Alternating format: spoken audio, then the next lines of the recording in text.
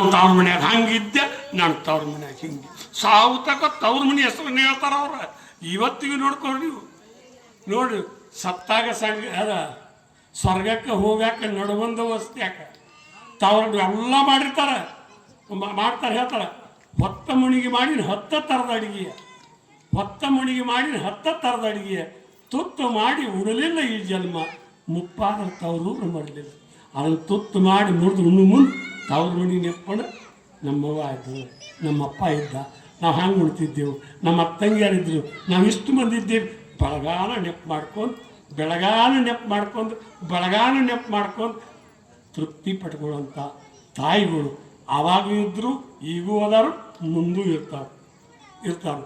ತವ್ರ ಮನೆಗೆ ಮತ್ತೆ ಸತ್ತಾಗ ಸ್ವರ್ಗಕ್ಕೆ ಹೋಗಾಕ ನಡುವಂದು ವಸ್ತು ಯಾಕೆ ನೋಡು, ಯಮಧರ್ಮಿಗೆ ಹೇಳ್ತಾರ ಅವ್ರು, ನಾ ಸ್ವರ್ಗಕ್ಕಂತೂ ಬರ್ತೀನಿ, ತಯಾರದೀನಿ, ಸ್ವರ್ಗಕ್ಕೆ ಹೋಗಾಕ ನಡುವಂದು ವಸ್ತು ಯಾಕೆ ತವ್ರವ್ರ ಬರ್ತಾರ ತಡಿಸಿವನ, ತವ್ರವ್ರ ಬರ್ತಾರ ತಡಿಸಿವನ ನನಗಾಗಿ ಸಡಗರ್ಲೆ ಸೀರೆ ದಂಡಿ ತರ್ತಾರೆ.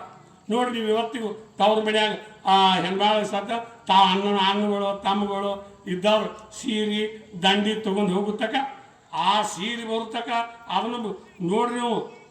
ಗಂಡನ ಮನೆಗೆ ಹೋಗೋ ಮುಂದೆ ಸೀರೆ ಓದಿರ್ತಾರೆ,